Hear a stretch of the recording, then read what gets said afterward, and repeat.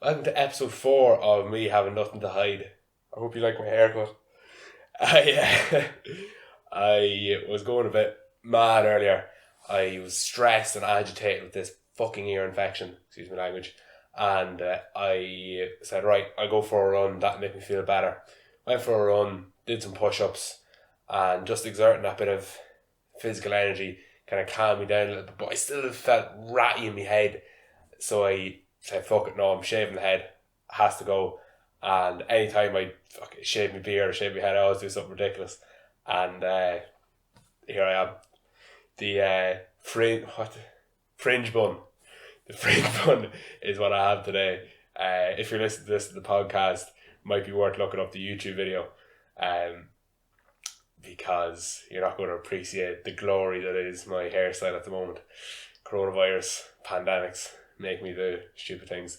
But it's weird, just every time I go and get a haircut, or every time I go to shave my beard, there's a weird sense of attachment that I have to that hair, because it's almost as if I've invested time and growing. Now I don't really give a shit about my hair, but yet when it comes to cutting it, I feel a bit like insecure, like, oh fuck, maybe they'll cut it wrong, or maybe I'll cut it wrong, or maybe I'll dinge it here where I shouldn't have dinged it. And it's mad, because I'm not bothered really about my appearance in many instances, but yet there's that sort of attachment, psychological attachment that I have to my hair. And a weird thing as well, I wonder if this happens to other people. I don't know, I've never checked it out, is I'm always exhausted after I get a haircut. After I go and get a haircut, and it's as if it uses up a load of my energy, and maybe it's anxious. Maybe I expend a lot of energy just being anxious in that moment, because your head is in somebody's hands and they're using sharp instruments, and you have to place a lot of trust in a stranger to not murder you. There's something very vulnerable about it, I think.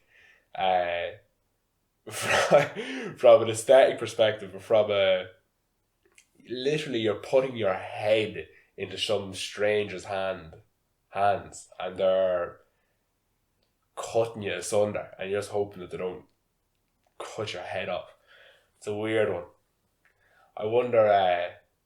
I know there's the Demon Barber of Fleet Street, that musical. I've never seen it, but I wonder, are there many historical instances of like dangerous barbers, or like assassinations by barber or assassinations by a hairdresser?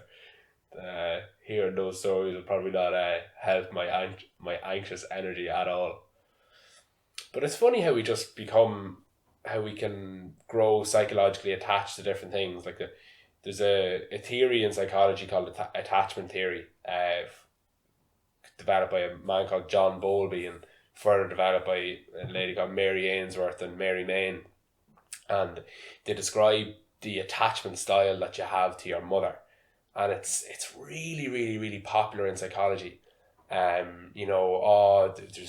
4 different attachment styles that people have, and they all fall into one category. There's like insecure, there's secure, there's secure avoidant, and and then there's avoidant, and then there's ambivalent.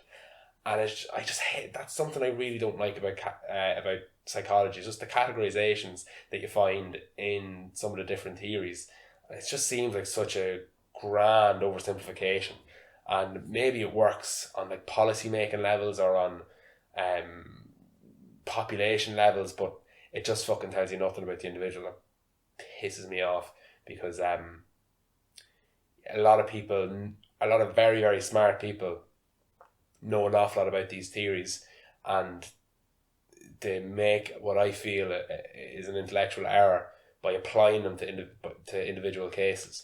Like, let's say if you're a psychologist or a psychiatrist, and you are a big fan of attachment theory, you might use it to describe your experiences with all your clients over the years, but I don't think it should really ever come into describing your experience with any one case, because it's just such a ridiculous abstraction, talking about how one person's relationship with their mother is just like, everybody else's, or because it's just, to me, it's a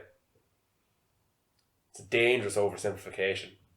But yeah, that's not all psychology is like that.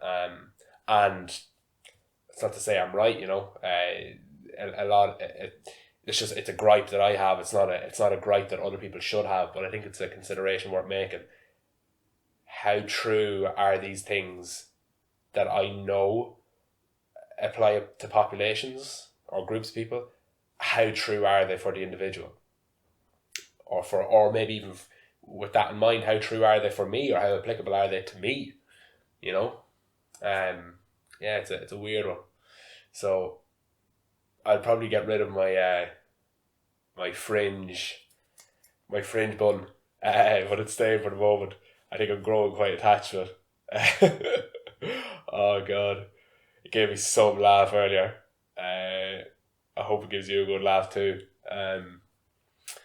Yeah, I think I might leave it at that for today.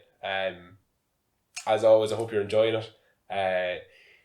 Please do share it with anyone you think might find it interesting, because I'm not gonna put any onus or pressure on people to share it or to watch it by sharing it on social media and stuff, because I just want to get out of that loop, at least with regard to this. And I'd like to get out of that loop with regards to everything I do, but I'm just not sure if it's possible. So this is kind of a test, like a test of a concept. Like, can I put something out there which I know will get exposure to a couple of people, at least a couple, without me doing anything? Can that prove to be a successful model for actually reaching an audience? Can you avoid social media, and can you avoid basically advertising, and still make a successful product, like a digital product in this instance? I think I know the answer, and I'd love to be proven wrong. So prove me wrong, and let's see how I get on. Thanks very much for watching. See you tomorrow.